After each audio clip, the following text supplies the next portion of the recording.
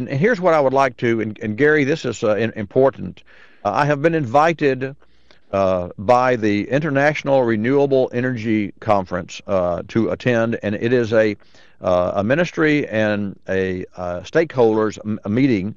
There are also trade shows there, but this is the original International Renewable Energy Conference started in Beijing in 2004, and this conference is about accelerating the renewable energy proliferation and founding and alternative fuels. And it's about a global, it's about geothermal energy, it's about ethanol, biodiesel, biomass, wind energy, energy from the oceans. And so the first one the first meeting was in Bonn in 2004. The next meeting was in Beijing in '05, and then each of these countries, and there were over 100 there's over 150 countries that will be there. It's going to be held in Washington this year. You have an opportunity to just Google WIREC, WIREC, and that's the Washington International Renewable Energy Conference. And as I said, I'm privileged to have been invited, and I'll be there March the 4th through the 6th, third through the 6th, and so this will have me give me an opportunity to learn more about information that I can pass on to you. I want to share with you. And gas prices, by the way, are up some 82 cents average from where they were a year ago. How do you feel about that? I mean, how do you feel about gas prices in general? I mean, seriously. I mean, I know that in the past, I don't know this, but in the past week or two, have you dwelled on gas prices? And I would say, I'm going to take a leap here. I would say the answer would be no, that you just fill up your car, or you get on the bus, or you take the cab, and whatever you know, life is life, and you have to move on. But when you think about the gas being 80 cents higher than it was a year ago, I would say the gas companies are training us pretty well, considering that they made their, last year $40.1 billion or $40.5 billion for Exxon. I mean, it's unbelievable. And their revenues are up, their profits are up, and we continue to drive more. So, the bottom line, what's going to happen to the $3 a gallon, which is where we are now, is going to be to $4 a gallon. So a year from now, and you can mark your calendar, a year from now, you're going to see $3.89, $4 and a quarter for gasoline. And you're going to be in the same position that you are today. Well, I got to have it, so I'm going to go drive. I had recently the opportunity to. Do you know who of those of you in the room are familiar with Jack Roush?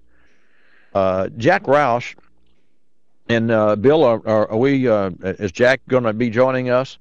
Are we prepared there and ready for Jack to come online? Yes, sir. We have Jack standing by. Oh, that's great. Well, joining us today on Car Clinic is Jack Roush. Now, let me tell you a little bit about Jack before. Jack, I'll come to you in a minute. He's a true legend in his own time.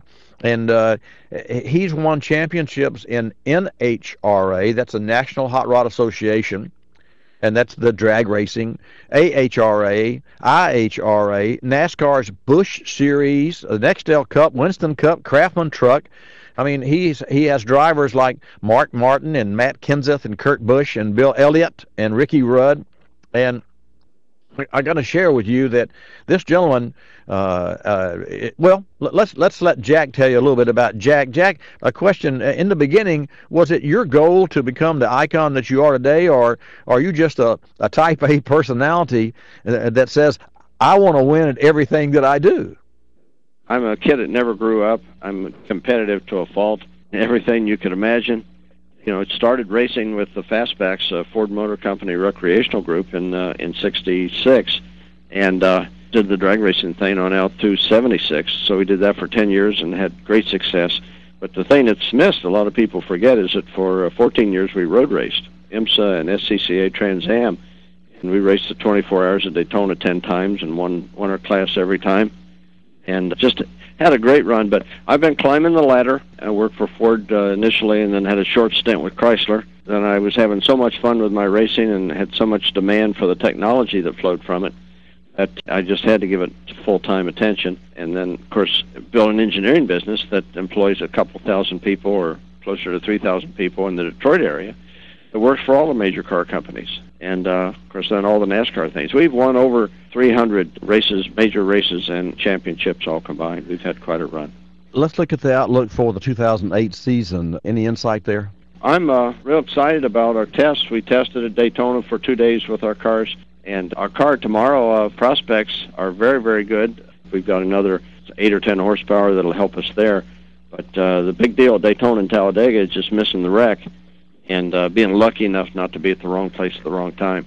I hear you. Jack, with restrictor plate racing, and I know that you're a horsepower person that really likes to get the most that you can out of horsepower, but with a restrictor plate, doesn't that really limit you? Can you really use all of your expertise and your knowledge to gain and to put everything to the ground that you can from the engine?